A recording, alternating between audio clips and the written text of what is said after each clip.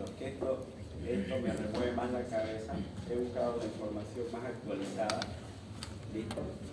Y la información más actualizada está hasta junio 2026. ¿Listo?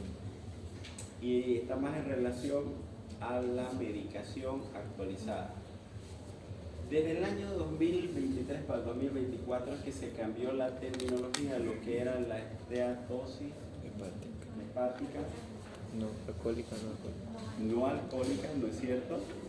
Ya se cambió actualmente por estos nuevos términos. ¿Alguien lo sabe? ¿Sabe qué significan estos términos? Que algunos les he hecho en la práctica que vengan estudiando. Parece que no han venido estudiando. Uno es esteatosis hepática. ¿Ah? Con disfunción metabólica. Y el MASH vendría a ser una esteatohepatitis con disfunción metabólica. ¿Qué significa? Que esto es una cronología prácticamente. Una simple, el primero es una esteatosis y el segundo es una esteatohepatitis. Es una progresión. Yo hoy en la mañana hablaba con sus compañeros sobre lo que ha cambiado también en relación al metabolismo, porque todo esto está relacionado al metabolismo. Pero para hablar de eso necesito que me digan el concepto de metabolismo. ¿Quién levanta la mano y me dice qué es metabolismo?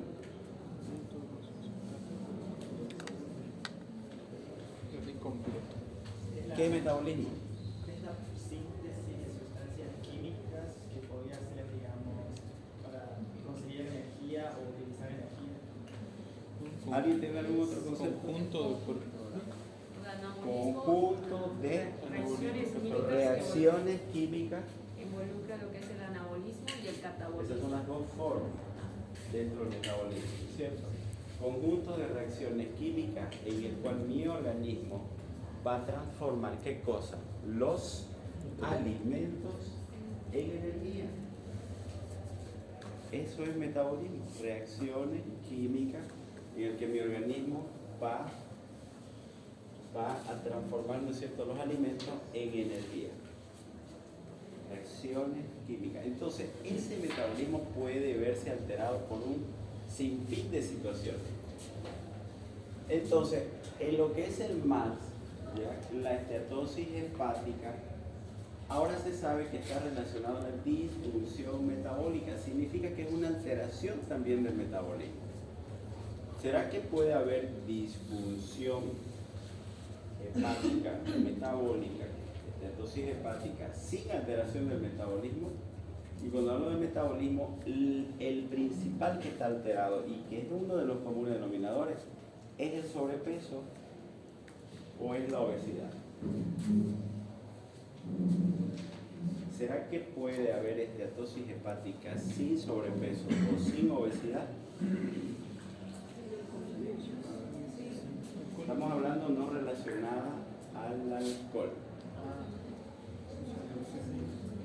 La respuesta es que sí puede haber, pero bajo mutaciones genéricas del metabolismo. En condiciones habituales es habitualmente lo que sí se presenta. Y les voy a decir por qué. Partamos de esto. Estas son las asociaciones que se han juntado a nivel internacional. Ya entonces, la Asociación Europea, por ejemplo, para el estudio de las enfermedades hepáticas, la Asociación Europea para el estudio de las enfermedades, igual del metabolismo, y la Asociación Europea del manejo de la obesidad. Y entre todos han sacado esta nueva definición en el año 2024, donde dice que el MASH es la presencia de acumulación excesiva de triglicéridos en el hígado, y el denominativo que está relacionado con el metabolismo es porque hay la presencia de al menos un factor de riesgo cardiometabólico. Y en este año ha cambiado también el concepto de síndrome metabólico. Este año, ¿qué es lo que se llama? Síndrome cardiovascular renal metabólico. Y este síndrome dice que parte también con obesidad. Y la obesidad parte, ¿no es cierto?, sabiendo de que es una enfermedad que tiene como común denominador un gen, el gen OB100. enfermedad multifactorial que puede obedecer a orden genético, compleja, de evolución crónica. Si partimos de eso, significa entonces que hay errores innatos también del metabolismo que son ajenos a la voluntad de la persona, que maneja de forma desorganizada las señales metabólicas, los mensajeros hormonales del cuerpo. Y entonces, para que haya una acumulación excesiva de triglicéridos en el hígado, tengo que consumir también un exceso de ¿qué? De carbohidratos. Y si yo consumo un exceso de carbohidratos y son mal manejados, es porque he ocasionado también picos de insulina. Y si he ocasionado picos de insulina, esa insulina en algún momento se ha cansado y su receptor, el GLUT4, ha dejado de meter adecuadamente ya la glucosa en las tres células principales, en el hígado, en el músculo y en el tejido adiposo. Entonces ese exceso de glucosa en el organismo se va a convertir en ácidos grasos y esos ácidos grasos en triglicéridos. Y el exceso va a ir y se va a acumular alrededor del hígado. Significa que para que haya obesidad también viene relacionado ya con resistencia a la insulina. Hay cierto grado de hiperinsulinemia, hay sobrepeso o hay obesidad, listo. Hay exceso de triglicéridos y bueno, y ahí es donde llega la esteatosis hepática. Y hay una progresión de lo que es esta disfunción metabólica. Esta progresión significa que de esteatosis hepática asociada a disfunción metabólica va a progresar a una esteatohepatitis. Una esteatohepatitis asociada a disfunción metabólica. Y ustedes lo que tienen que saber es que lo ideal acá en esta fase es realizar una biopsia y demostrar histopatológicamente en todas las guías, dice exactamente lo mismo. En estas tres, exactamente lo mismo. Balonamiento hepatocelular e inflamación lobular. Esto es el equivalente a progresar a una fibrosis y la fibrosis a una cirrosis con el riesgo de dos cosas: insuficiencia hepática o cáncer hepatocelular. ¿Listo? Esta es la progresión, esta es la historia natural. Y cuando estamos hablando de la fase inicial de solamente una esteatosis hepática, sin progresión aún más, estamos hablando de otros factores de riesgo cardiometabólico. Esos otros factores de riesgo cardiometabólico son la diabetes tipo 2, obesidad y otros que vamos a ir viendo más adelante. Esto condiciona mayor riesgo de eventos cardiovasculares, mayor riesgo de enfermedad renal crónica, mayor riesgo de neoplasias hepáticas y extrahepáticas y mayor riesgo de mutaciones relacionadas con el hígado como insuficiencia hepática o cáncer hepatocelular.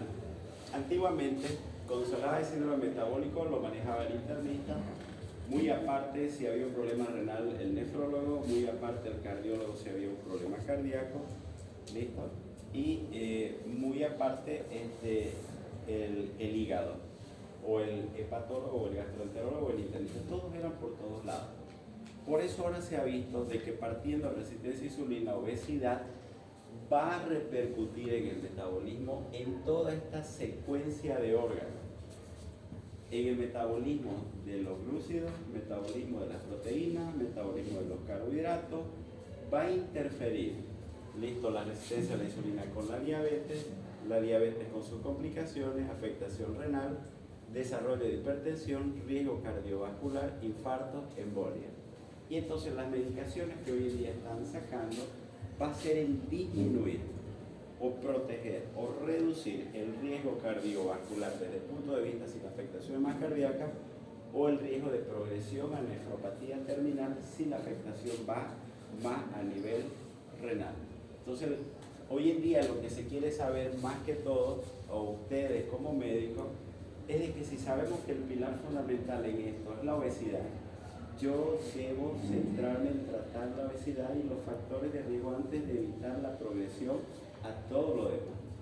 Cuando yo manejo la obesidad de forma adecuada, entonces disminuyo por consecuente riesgos. Mientras la gente se está preocupando en bajar el peso, ustedes tienen que preocuparse por disminuir riesgos. Y entonces, hay variables que se tienen que tomar en cuenta internamente, hay índices que se tienen que tomar en cuenta internamente, circunferencias abdominal, índice, siempre hay uno que lo menciono, el índice triglicéridos, HDL, el índice OMA relacionado a la resistencia a la insulina, ¿ya? Entonces, esos son importantes para ustedes. Agarran y hacen una bioimpedancia. La grasa visceral está ligada, cruzada, casada con la resistencia a la insulina. ¿Me entienden? Una persona que tiene obesidad, metabólicamente a través de una bioimpedancia debe centrarse en bajar su grasa visceral.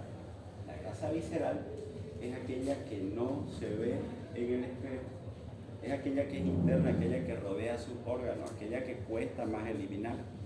Porque mientras tengan grasa visceral por encima de su valor normal, de acuerdo a la técnica que empleen o el equipo que utilicen, ya, siempre va a haber resistencia a la insulina. Siempre va a haber un mal metabolismo, siempre va a haber un recordatorio de la cantidad de calorías que necesitaban para mantener ese peso. Siempre su reloj metabólico normal le va a recordar que no deben hacer esfuerzo para intentar perder ese peso. Porque su organismo no se pone nunca feliz cuando pierde el peso. Los he dicho y lo vuelvo a repetir. Su organismo no le va a aplaudir cuando usted intenta bajar de peso. Su organismo está feliz cuando la persona la ve con sobrepeso o obesidad. Por eso es que cuesta, por eso es que abandona. Y le voy a pasar un tips de oro. Tips de oro. Este tip de oro es el punto de equilibrio metabólico. ¿Alguien sabe cuál es el punto de equilibrio metabólico en obesidad? El punto de equilibrio metabólico, ¿saben? Nos lo dijo una vez en práctica. Creo que lo comenté, ¿no es cierto? ¿Recuerda? Era el punto en el cual el organismo se acostumbraba a la nueva necesidad de calorías, no la que estaba acostumbrada anteriormente. Exactamente. Punto de equilibrio metabólico es el punto en el que tu cerebro ya reconoce la cantidad de peso que perdiste y la cantidad de calorías que ahora necesita para sobrevivir. Si antes pesaba 150 kilos y necesitabas 3.500 calorías para mantener esos 150 o 4.000 para seguir aumentando, y perdiste 50 kilos y ahora necesitas 2.500 calorías, ¿me entiendes? Tu organismo, tu cerebro te va a recordar que necesitas en realidad 3.500, no 2.500. Y para eso tiene que pasar un tiempo. Y el tiempo que está establecido y con letras chicas en algunos artículos, casi nadie lo habla, pero yo se los voy a decir, es 2 años. Significa que la persona que hace tratamiento para obesidad, 1 mes, 2 meses, 3, 4, 5, 6, 8, 10, 1 año, y lo abandona en cualquier momento, pues otra vez su cerebro le va a recordar eso y otra vez va a volver con la reganancia de peso. Por eso las personas vuelven a aumentar de peso.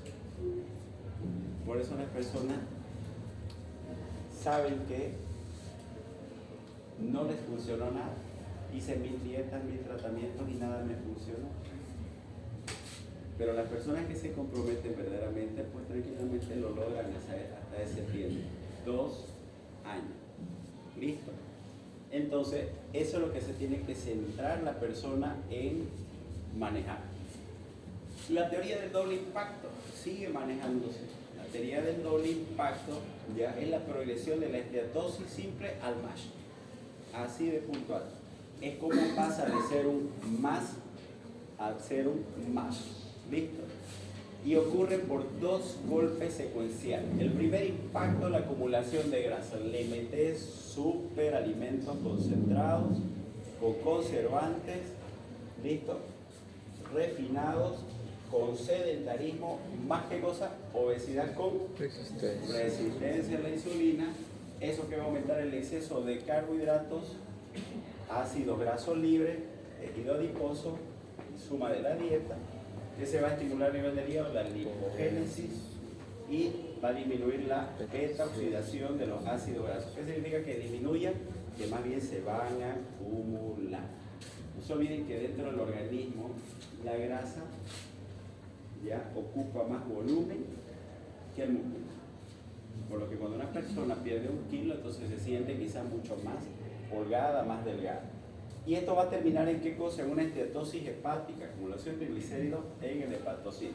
No se olviden, el primer impacto simplemente termina en un más LD.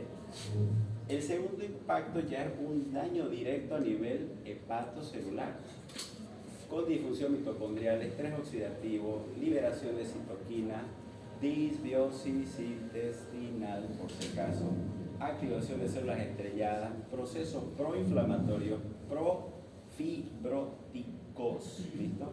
Y todo esto que va a ocasionar a nivel del hepatocito, valorización, apoptosis y fibrogénesis. Por lo tanto, características que van a dar lugar al MASH ya es la esteatohepatitis con inflamación y daño hepatocelular. ¿Okay? ¿En cuál de las dos situaciones ustedes creen que se alteran las enzimas hepatocelulares? ¿Por qué no acá en el MASH?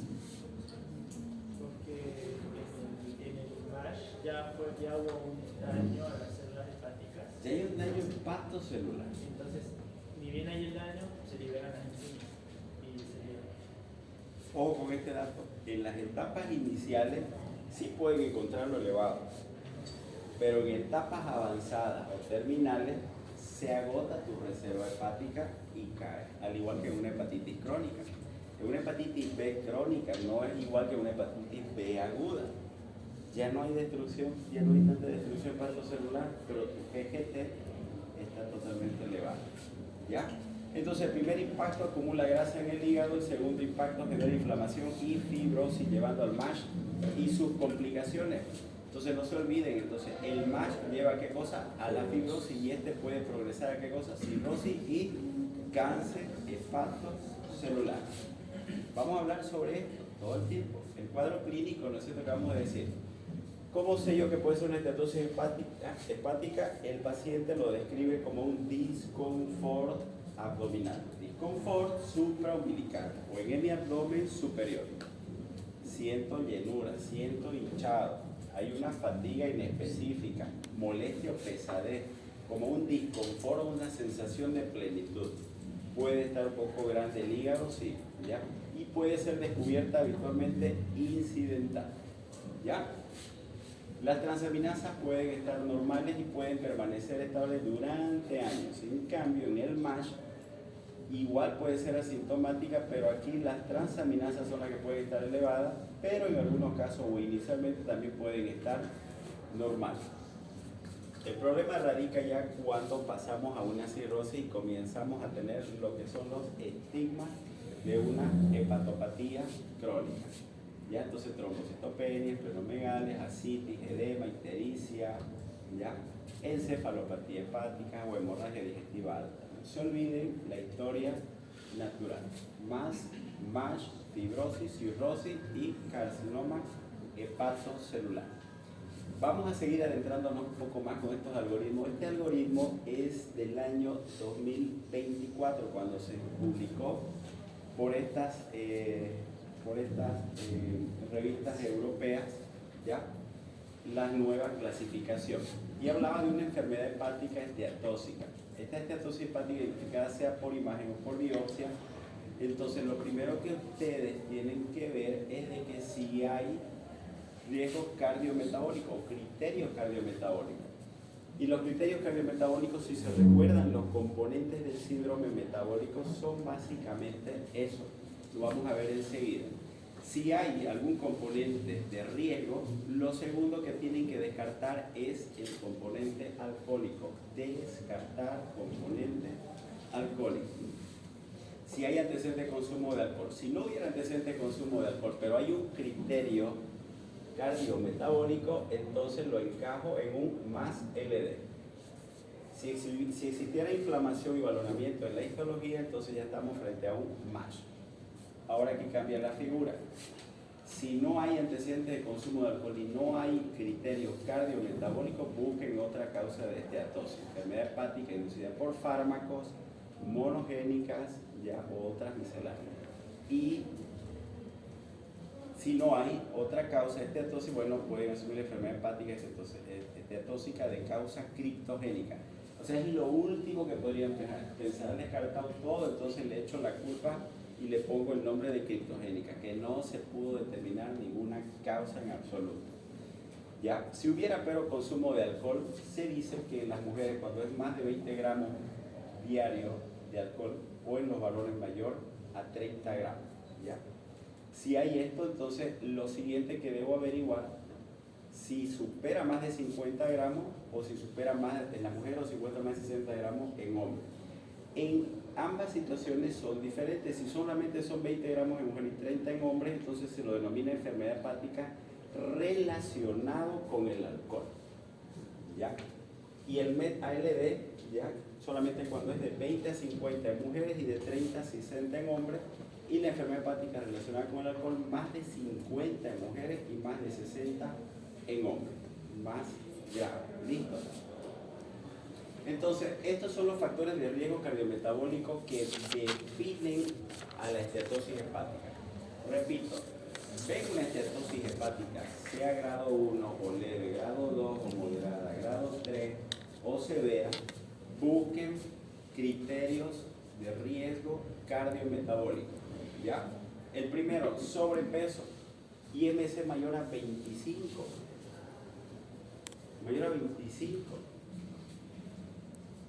Levanten la mano acá quienes tienen IMC mayor a 25. ¿Ah? ¿Tengan miedo? No, yo no me he tomado en la mayoría. No les creo. Yo tengo 24.5.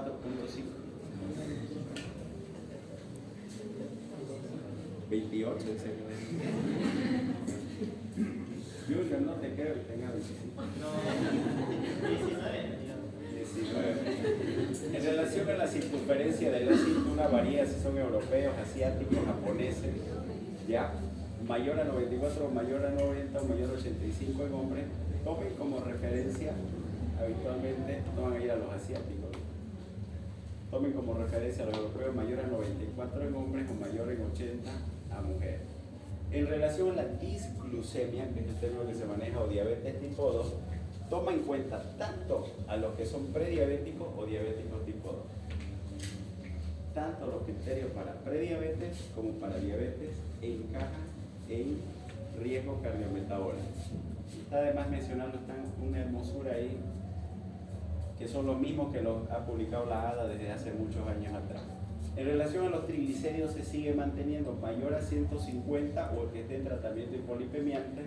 En relación al colesterol HDL, ya esto sí ha cambiado, menos de 39 en hombres, menos de 50 en mujeres. Es un riesgo, significa falta de protección cardiovascular. Por eso es de que ha salido este criterio que les mencioné, el índice triglicérido HDL, porque los dos denotan riesgo cardiovascular. Y las guías actuales inclusive mencionan en relación al LDL, que debe ser menos de 55. ¿Quién tiene menos de 55? Cuando antes eran menos de 100. Y el paciente que ha sufrido un evento isquémico cardíaco, ya, o un síndrome coronario, en ellos debería ser menos de 80, pero ahora menos de 55. Y tu HDL lo ideal es que tendría que ser más de 50. Entonces menos de 39 es un factor. Presión arterial mayor a 130, 85 o bajo tratamiento hipertensivo.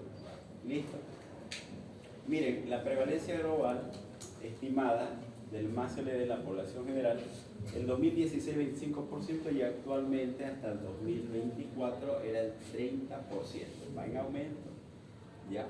Y entre el 10 y 30% de las personas con esteatosis aislada van a progresar, ¿ya? En esta misma secuencia, ¿listo? Del 10 al 30% van a progresar. Los pacientes que tienen diabetes tipo 2, miren la relación que tienen. Hasta el 65% de los pacientes con diabetes tipo 2 tiene también esteatosis hepática con disfunción metabólica. Es demasiado. En relación a las enzimas hepáticas y el riesgo, la elevación de las aminotransferasas se asocia con un aumento de la mortalidad relacionada con el hígado. ¿Listo? Hay un umbral propuesto que es más bajo que antes. Se considera que un individuo tiene enzimas hepáticas elevadas cuando la LT es mayor a 33 en hombres y en mujeres mayor a 25. ¿Qué te está diciendo esto? Que el hecho de que ni siquiera supere una vez más su valor normal. Presten atención, no se distraigan. El rango normal es hasta 35 y en algunos laboratorios hasta 30. No se ha doblado ni una sola vez y te está diciendo que con más de 33 ya es un riesgo. ¿Están logrando entender la magnitud del problema? Más de 33 ya es un riesgo. Más de 33. Y en las mujeres más de 25. Otro detalle importante que tienen que saber: las enzimas, cuando son normales, no descartan la enfermedad y tampoco no descartan de que vaya a haber fibrosis. Puede haber fibrosis hepática con enzimas hepáticas normales. ¿Listo? Entonces, la esteatohepatitis va a producir una fibrosis significativa y una fibrosis avanzada. La LT normal no excluye una enfermedad hepática avanzada. Entonces, ¿qué es lo que se deberían preguntar ahora? ¿Cuál es la tendencia actual en este momento? Primero, ¿tiene esteatosis hepática? Bien.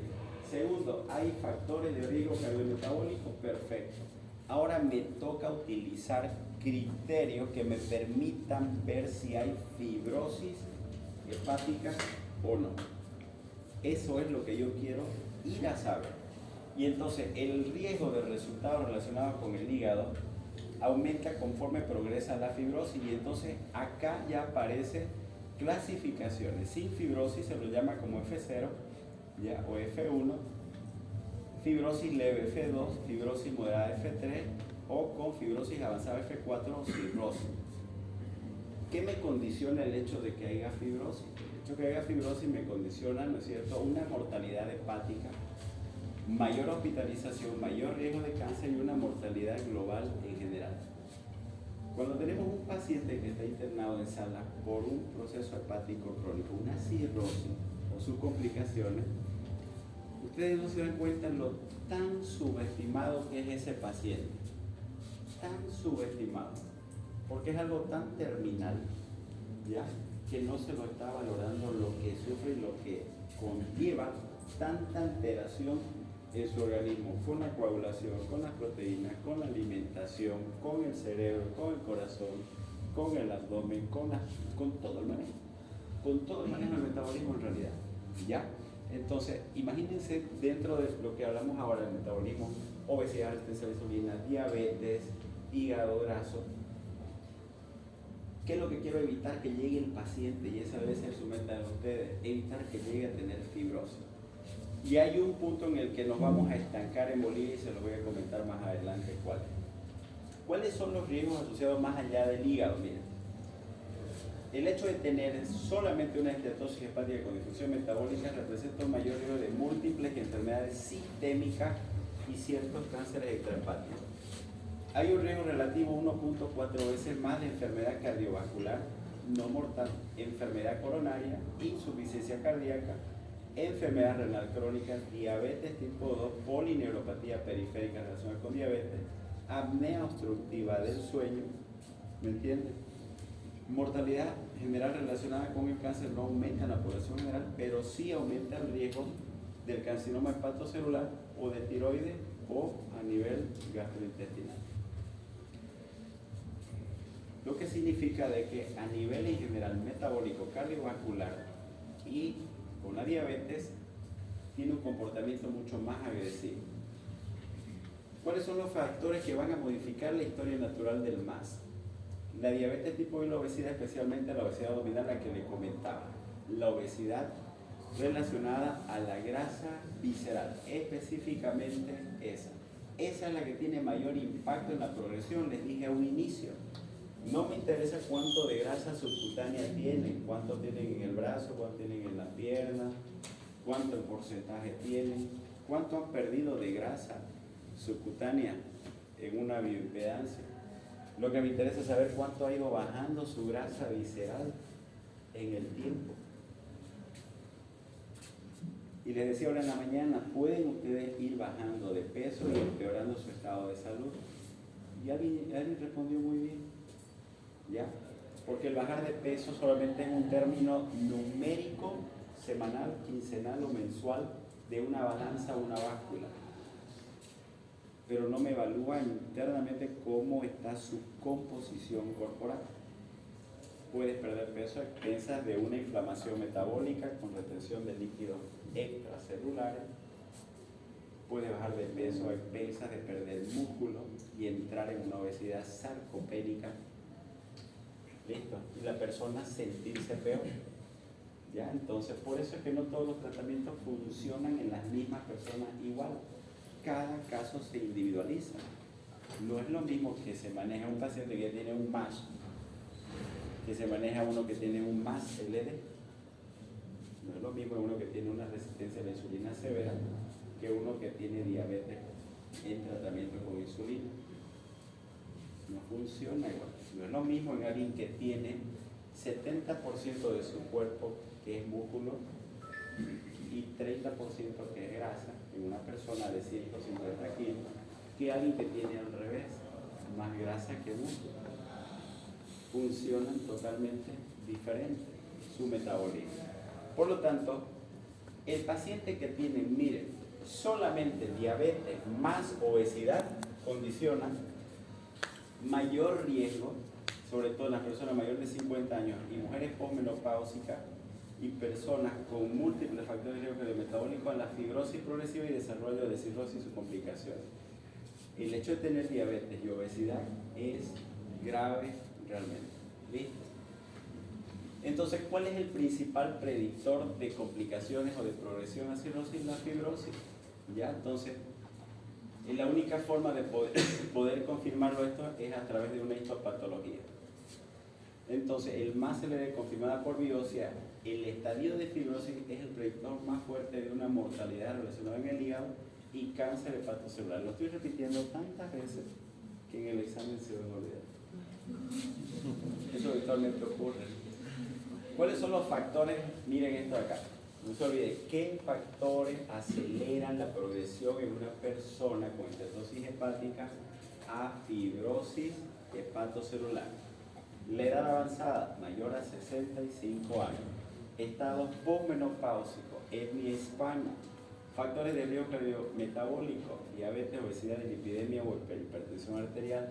Factores ambientales, dietas inadecuadas, sedentarismo, exposiciones a tóxicos y factores genéticos. ¿Listo? Entonces, esos son factores que están relacionados con su evolución. En relación a la obesidad y el riesgo de masa, en poblaciones no asiáticas y en poblaciones asiáticas, nos interesan en no asiáticas. Miren, aquellas personas que tienen IMC de 25 a 29,9 u obesidad mayor a 30. Nos vamos a centrar en estos grupos de acá. Ese grupo, listo, tiene una grasa visceral mayor que el resto de la población. En estas personas que tienen grasa visceral, el riesgo de otras comorbilidades o enfermedades cardiometabólicas siguen siendo la misma. Enfermedades cardiovasculares, diabetes, enfermedad renal crónica, dislipidemia, hipertensión arterial. ¿A qué me voy con esto? Los puntos de corte actuales también por la circunferencia abdominal. En los europeos mayor a 94, asiáticos mayor a 90 y japoneses mayor a 85. El hecho de tener, grábense esto, más de 5 puntos sobre lo normal de un IMC, ahí es lo que condiciona la gravedad.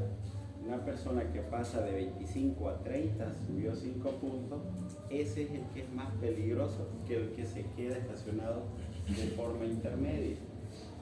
El aumento, miren, ¿dónde está?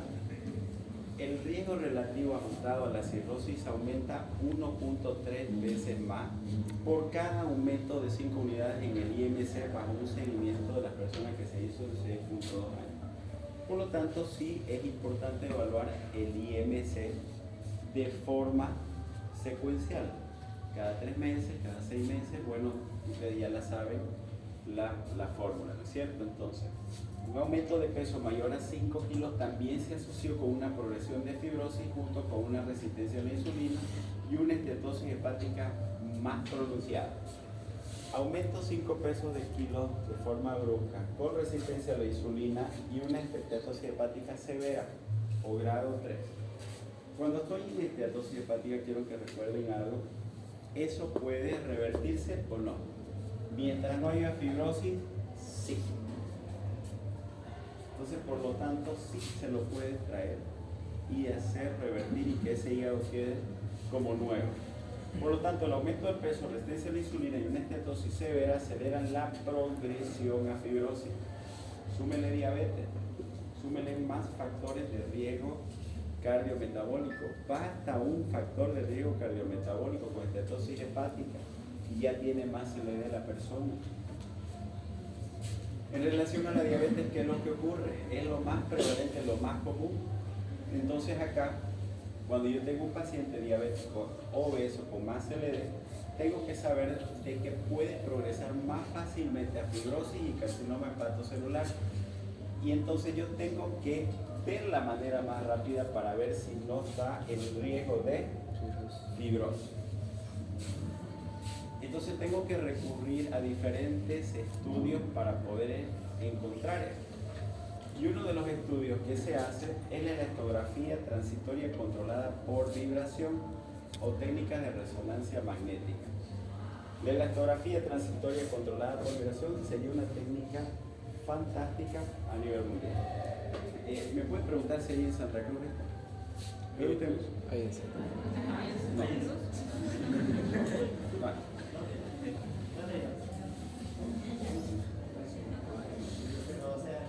Hay un doctor que apellida Pardo y tiene un equipito que es muy antiguo, que no es el ideal, es mucho más antiguo que todo esto y es el único. Hay otro estudio que se llama el Fibroscan, que ese sería mucho más ideal, pero cuesta solo el Fibroscan $80,000. Ya lo van a traer a la caja. Están en ese proceso. La evidencia histológica, mayor prevalencia de fibrosis avanzada F3, ABC4 y más, confirmada por biopsia, se encuentra en 30 a 38%. Miren este cuadrito acá. Se hizo un estudio en el cual siguieron a 447 pacientes adultos con más LD, más biopsias hepáticas con un intervalo de 1 año. Y al tiempo de 4 años vieron que aquellos que tenían diabetes tipo 2 ya progresaron a fibrosis ya con un valor de una P menor a 0.5. Significa de que era confiable ese resultado. A los 8 años el 60% de los diabéticos, a los 12 años el 93% de los diabéticos. A los 12 años, 93% de los diabéticos. ¿No les asusta eso? 93%.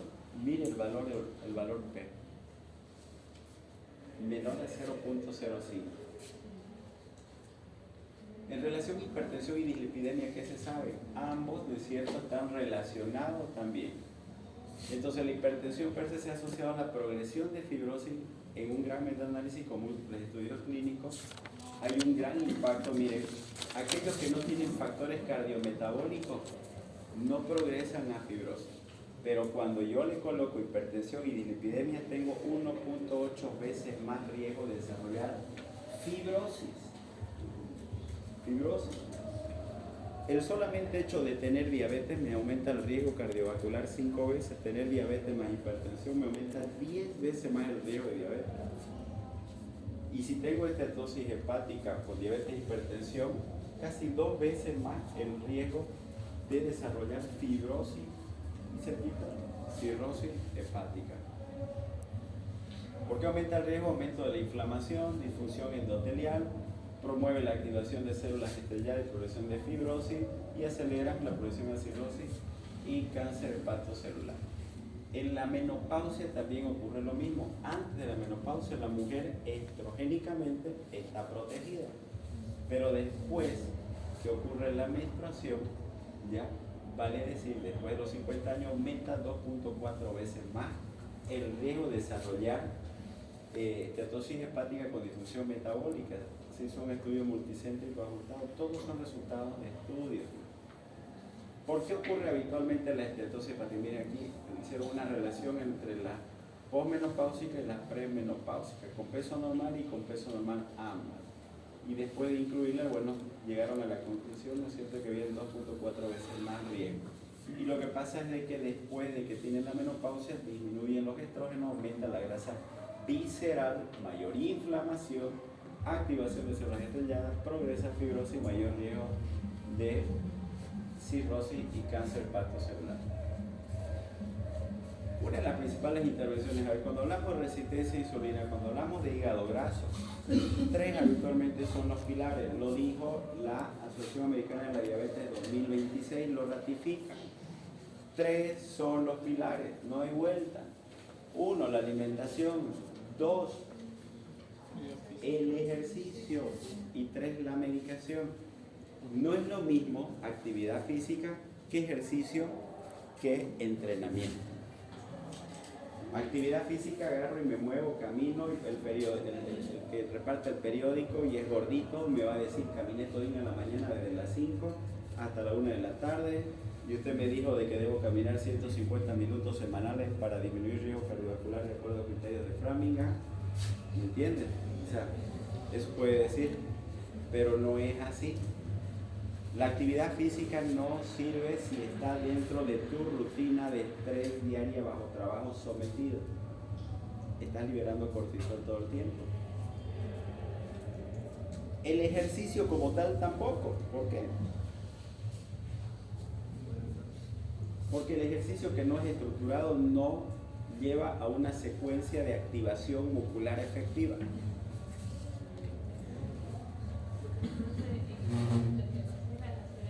Rutinas de entrenamiento de fuerza es lo único que te garantiza.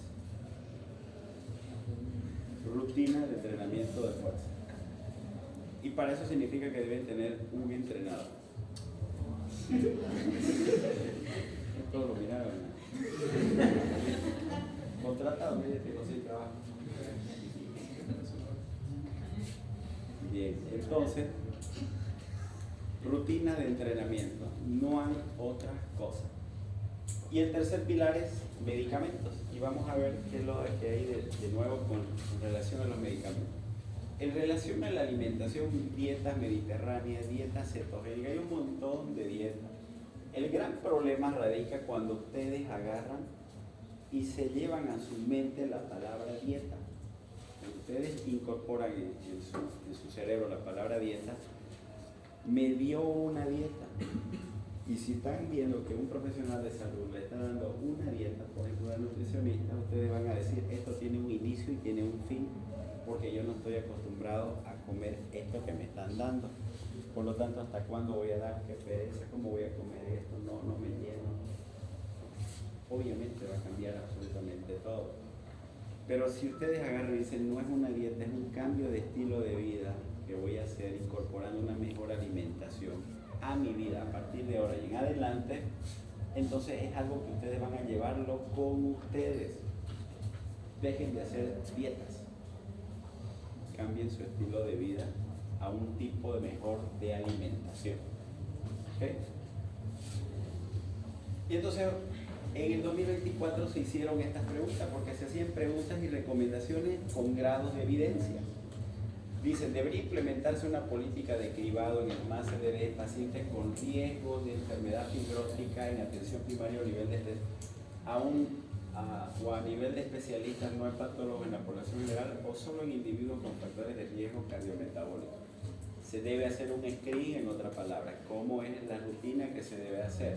Y entonces la recomendación que dieron es de que los proveedores de atención médica pueden considerar estrategias de detección de casos de más LD con fibrosis hepática en individuos con factores de riesgo cardiometabólico.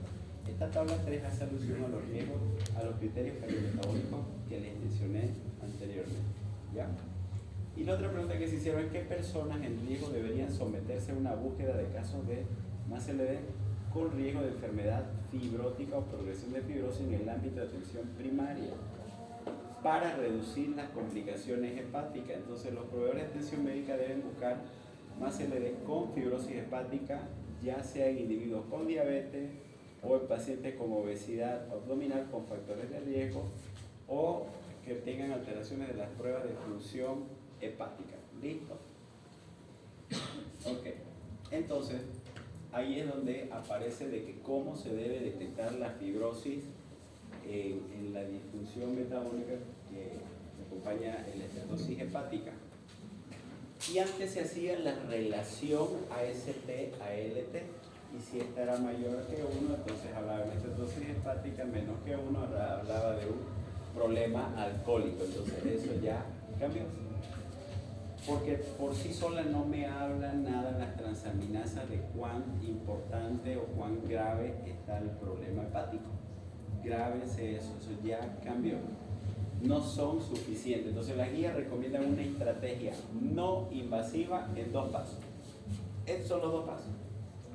La primera es el FIB-4, es el primer filtro que les dije a uno de sus compañeros: investiguen el FIB-4. Y es entonces una de las razones por las cuales un paciente que tiene obesidad y tiene hígado graso se debe descartar a través del FIB-4 mínimamente, ya que no es no invasivo.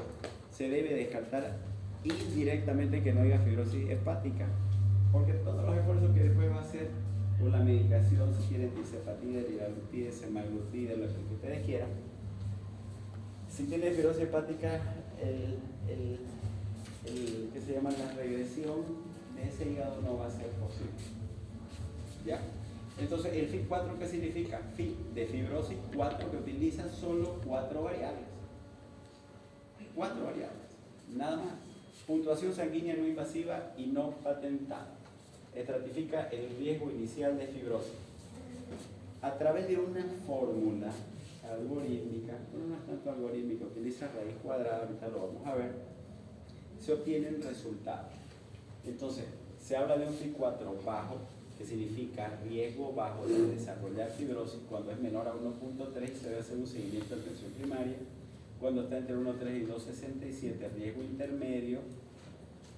Cuando hay un riesgo intermedio, salto directamente al paso 2. Y cuando es mayor a 2.67, alto riesgo significa de desarrollar una fibrosis hepática. Entonces ahí lo ideal sería realizar una elastografía hepática, una confirmación funcional. El detalle es de que no se hace acá en la elastografía hepática. ¿Listo? Entonces miren, un paciente que tiene diabetes tipo 2 más un factor de riesgo cardiometabólico y enzimas hepáticas que están persistentemente elevadas, azútense. Ahí dice enzima hepática persistentemente elevada. ¿Cuánto tiene que ser para el hombre? Mayor a ¿Y para la mujer? Mayor a 25. Imagínense que saliste un puntito o 2 puntitos fuera de tu rango de normalidad. Es grave la cosa, ¿no? Y entonces le haces el FIB-4 lo mismo, menos de 1.3, reevaluar FIB-4 cada 3 años, 1.3 a 2.67, manejo intensificado de comorbilidades, ¿ya? Y aquí tengo que hacer igual, en menos de un año volver a hacer un FIB-4, si es menos de 1.3, hago control cada 3 años, si sale mayor 1.3, entonces aquí la alternativa es una elastografía transitoria, ¿no es cierto?, de conducción vibrante, que no hacen acá, lamentablemente, porque aquí ya se mide, ¿no es cierto?, otro tipo de parámetros y se lo deriva ya directamente al hepatólogo para su manejo. Este es el FIB-4, cálculo médico sencillo y no invasivo, estima el riesgo de fibrosis hepática avanzada. Esta es la fórmula, son 4 variables, la edad en años, ¿ya? Por la ST dividido entre las plaquetas por la raíz cuadrada, ¿no es cierto?, de la ALT. Y en base a eso, a ese resultado es lo que voy a determinar bajo riesgo, mediano riesgo o alto riesgo de fibrosis. Hay que tener en cuenta que el FIB-4 no diagnostica fibrosis. El FIB-4 estratifica el riesgo o las probabilidades de desarrollar fibrosis. No me confirma fibrosis. Me habla de riesgo, estratifica riesgo. Me está diciendo, tenés que hacer elastografía, tenés que hacer elastografía, tenés que hacer elastografía. Grábense eso. Miren lo que está ocurriendo a nivel mundial. En ese mismo año, 2024, ¿ya? Se han propuesto y probado puntuaciones combinadas para el diagnóstico de fibrosis. Inician análisis de sangre y pruebas de imagen, ambas combinadas. Hay algunos que le llaman la combinación de pruebas, le pusieron denominativo de MAST, a otro le pusieron denominativo de rápido y el otro de MEFIB. El MAST involucra la resonancia magnética, la elastografía por resonancia magnética más la fracción de grasa hepática por resonancia magnética más la ST. En otro evalúa directamente la elastografía transitoria con conducción vibrante más la ST. Y en el otro evalúa la elastografía por resonancia más el FIB-4. ¿Qué les está diciendo esto? De que tienen, la mayoría, todos estos tienen al menos dos. Uno de sangre y uno de imagen. ¿Sí? El que más se acerca acá obviamente es la FIB-4. ¿Ya? Si hay la opción de hacer una elastografía por resonancia o una elastografía transitoria, fuera lo ideal, pero no hay lamentablemente en nuestro medio. ¿Listo? Esto es importantísimo también. En los adultos que tienen estetosis hepática con disfunción metabólica, ¿cuál es la eficacia de la pérdida de peso inducido con terapia dietética y conductual sobre la fibrosis hepática, evaluado histológicamente de forma no invasiva y los resultados relacionados con el nivel en comparación con la ausencia de intervención? Entonces, acá, ¿qué es lo que se debe recomendar? La pérdida de peso inducida por terapia dietética y conductual para mejorar la lesión hepática. Nivel de evidencia 1 y recomendación fuerte. Entonces, ¿qué dice? Que debo incorporar necesariamente no solamente un plan de alimentación, sino un programa de pérdida de peso con alimentación y a través de ejercicio físico, que lo vamos a ver más adelante. Entonces, miren lo que ocurrió. En los pacientes, en los adultos con estetosis hepática y sobrepeso, la pérdida de peso inducido por la dieta y conductual debe apuntar a una reducción sostenida. Los que lograron una pérdida de peso mayor al 5% reducen la grasa hepática. Del 7 a 10% mejora la inflamación hepática, que es la actividad, y mayor al 10% mejora la fibrosis hepática. Ojo con este detalle. Dice mejora, no dice desaparece. ¿Ya? Entonces, si solamente tuviera la persona una estetosis hepática sin fibrosis, a partir del 5% de pérdida de peso, imagínense, más la dieta, más el ejercicio, más medicamentos, este porcentaje va a ir aumentando y voy a tener efectos sobre la grasa perihepática. Y va de esta manera, ¿no es cierto? El más se con sobrepeso u obesidad, o que tenga obesidad grado 2 o 3, o que tenga peso normal. Mira, con un peso normal, reduciendo 3 al 5% voy a tener cambios significativos. A partir del 5% ya hay otro tipo de actividad. Miren, la actividad física, ¿ya? Más de 150 minutos a la semana de actividad física o 75 minutos a la semana de actividad física vigorosa. Ahora, hay dos cosas que también los estudios combinan: los ejercicios de fuerza con los ejercicios aeróbicos. Y dentro de los ejercicios aeróbicos, el más recomendado es el de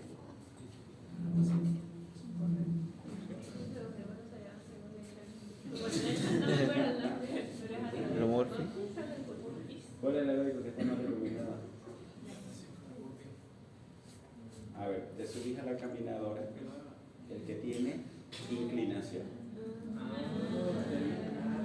Aeróbico con inclinación.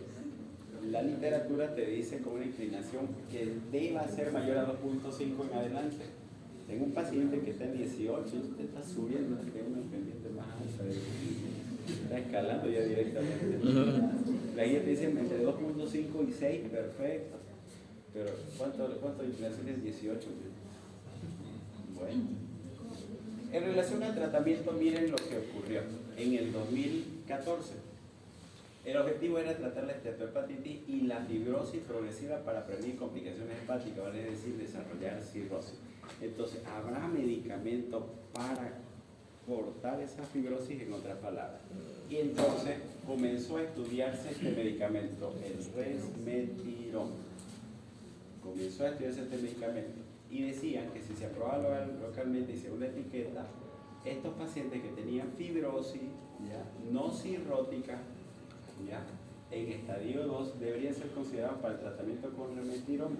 Tenía una eficacia histológica demostrada en la esteatohepatitis y la fibrosis en un ensayo de fase 3 con un perfil de seguridad y tolerabilidad aceptable. Era un nivel de evidencia 2. Significa que sí podía haberse utilizado y podía considerarse su uso, inclusive, mire, si tenía fibrosis hepática, esteatohepatitis de riesgo con fibrosis significativo o riesgo de resultados adversos relacionados con el hígado. O sea, sí se podría utilizar. Y también en 2024 salió sobre la vitamina E. La vitamina E tiene un nivel de evidencia o recomendación débil para cuando hay fibrosis hepática. Ojo con este detalle. Si es una esteatosis hepática, que puede ser leve, moderada o severa, pero no está fibrosado, la vitamina E sí te recomienda a una dosis de 800 miligramos o unidades diarios durante un periodo de 2 años. No hay de 800, actualmente hay de 1000, yo les largo 1000, ¿entiendes? Pero no es recomendada cuando ya hay fibrosis la vitamina E. Y eso está claramente documentado. Ya, entonces miren, la vitamina E es en el MAS y en el MASH. ¿Por qué se estudió la vitamina E? Porque es antioxidante, antiinflamatoria, antiapoptóica, ¿listo? Entonces disminuye el estrés oxidativo, la inflamación, esteatosis, todo. Miren, en el MASH, que no es diabético, es un ensayo clínico aleatorizado, uno grande que se hizo hasta el 2024, se le dio 800 unidades de vitamina E durante 2 años y mejoró la esteatosis, la actividad inflamatoria y la disminución de enzimas hepáticas. Pero con la fibrosis no tuvo respuesta. Entonces, una esteatosis hepática, esta es la vitamina que se debe utilizar asociado al ejercicio, asociado a la dieta. ¿Listo? ¿Se entiende, Tari? Perfecto. Entonces, la vitamina E puede mejorar la esteatosis y la actividad inflamatoria del MASH en pacientes seleccionados, pero no es actualmente una terapia dirigida al MASH y recomendada de rutina. Y entonces salió esta guía, la guía práctica clínica de la Sociedad Italiana de Enfermedades Hepáticas. Esta sociedad italiana agarró y hizo una actualización farmacológica de la estetosis hepática en estos dos grupos de enfermedades. Y lo publicó esto recién en junio de 2026. Si alguien consigue alguna guía superior a esta, me la pasa. No hay. ¿Listo? Entonces acá agarraron y hicieron algunas cosas interesantes. Primero, agarraron y vieron el estudio de la semaglutida en pacientes obesos con o sin diabetes y de la tirzepatida. Si bien la tirzepatida, en resumidas cuentas, tiene un mejor efecto con la obesidad, llegando hasta porcentaje de pérdida de peso en torno al 22%, pero muy poco en relación a la esteatosis hepática o al MASH. ¿Listo? Muy poco efecto. Quien ha demostrado tener mejores resultados es la semaglutida. ¿Listo? La semaglutida tiene mejores resultados en cuestión de disminuir la grasa visceral con más impacto a nivel del hígado. ¿Ya? Miren, un estudio cruzado con obesos no diabéticos, menos del 30% del contenido de la grasa hepática asociada a reducción de la grasa visceral, no al peso total. Fantástico, porque eso es lo que más interesa, que disminuya la grasa visceral. ¿Se entiende? Entonces, este es un medicamento hoy en día que ya está aprobado desde el año 2026, pero que salió este estudio en el año 2025. Y miren, el resmetirom, en el que el 2024 todavía estaba en una fase 5, como se recuerda, de estudio, y no había salido al mercado, pues ya salió la terapia dirigida al hígado en el MASH F2, F3, aprobada regulatoriamente en la FDA en Estados Unidos, ¿ya? Y en Europa, ¿ya? Por la Asociación de Regulación de Medicamentos Europeos, desde marzo de 2024 en Estados Unidos y junio de 2025 en Europa ya comenzó a utilizarse formalmente este medicamento, el resmetirom. ¿Hay en Bolivia, pregúntenme? No hay. ¿Cómo actúa? Es un agonista selectivo, ¿ya? De la hormona tiroidea específico del hígado, del receptor de la hormona tiroidea, y esto disminuye la lipogénesis, aumenta la oxidación de ácidos grasos, la biogénesis y función mitocondrial, disminuye la síntesis de BLD. Por lo tanto, disminuye la grasa hepática y mejora del metabolismo hepático. Miren la resolución del MASH con un valor P bastante significativo, con 80 miligramos que vieron, 25.9% resuelve ¿qué cosa? El MASH, la fibrosis. Con 100 miligramos 29.9 y compararon con placebo obviamente mucho menos. Mejoría mayor a 1 en el estadio de fibrosis sin empeoramiento del MASH, hasta 25.9, igual con un valor P significativo. En relación a la pérdida de peso no fue tan significativo. ¿Qué es lo que interesa entonces acá? En los que tienen una fibrosis moderada, entre moderada y severa, F2, F3, hasta F4 no lo han hecho, ya hasta en F2 y F3 los que han salido de este estudio, ya tiene una mejoría del MASH y la fibrosis. ¿Listo? ¿Hasta en cuánto? 30%. No está todavía a nivel del 100%, 80%. ¿Ok? Y el otro es la semaglutida, que cuando fue aprobada, miren, había un ensayo que era el Essence, que estaba en fase 3 y que lo hicieron por 72 semanas. Y fue aprobada por la FDA el 15 de agosto del 2025. El nombre que ustedes ya lo conocen seguramente, el Wegovy.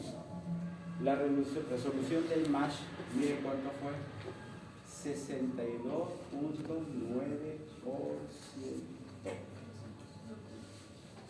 Versus 34.2 placebo. Mejoría de la fibrosis sin empeoramiento del MASH, 36.8%.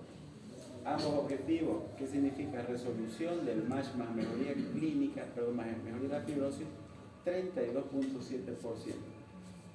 ¿Cuál de los dos es mejor entonces? ¿Cuál es el único problema de la semaglutida? Los efectos colaterales. Si bien me ayuda, ya metabólicamente hasta me ayuda a bajar de peso, etcétera, ya, pero los efectos colaterales y la tolerancia es el único inconveniente. Más efectos colaterales, menos repercusión sobre el peso, pero mejor efecto a nivel del hígado. ¿Ya? Los efectos metabólicos, miren, pérdida de peso 8.5, hasta el 13% se puede conseguir de peso con la semaglutida. Algunos mencionan hasta 14% ya. Controla la hemoglobina glicosilada 1C, 1.08%, baja la presión sistólica, mejora del perfil lipídico y el índice OMA. Su seguridad 83.5%, mantuvo la dosis solo de 2.4 miligramos semanales a las 72 semanas. Sus efectos colaterales que están presentes miden casi 15%. Por lo tanto, la primera terapia GLP aprobada por la FDA para el MASH F2 F3 demostró resolución del MASH y mejoría de la fibrosis. ¿Está bien eso? No, pues si le siguen saliendo. ¿Qué pasa con los miméticos entonces de incretina, MASH? Hoy esto desconoce, ¿no? Desde que comenzó todo esto, la liraglutida, luego semaglutida, luego tirzepatida, cualquier dato va a salir ya en la retatrutide, ¿no es cierto?, que está por acá. ¿Listo?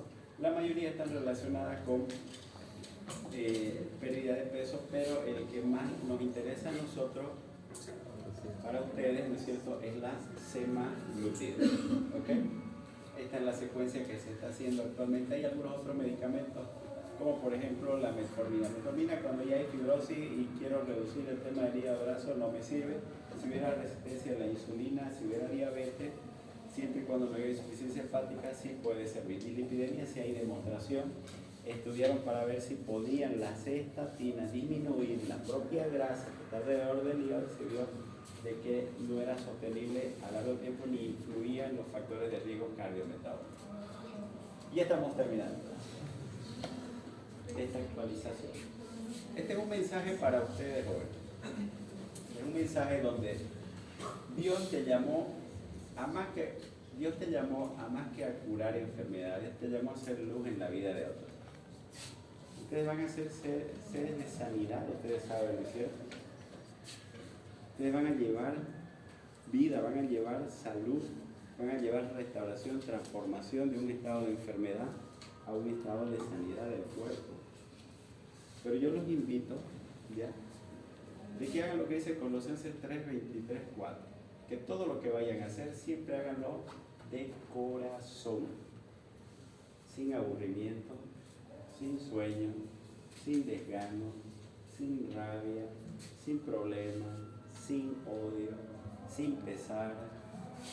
Háganlo como para el Señor. Es lo que dice la palabra. Y no para los hombres, sabiendo que de quién van a recibir la recompensa. Señor. De arriba, del Señor. Esa es palabra del Señor. ¿Listo? Entonces, mente que conoce, corazón que sirve, carácter que refleja a Cristo, profesión que transforma. Dios nos bendiga. Ahora llegó lo más hermoso.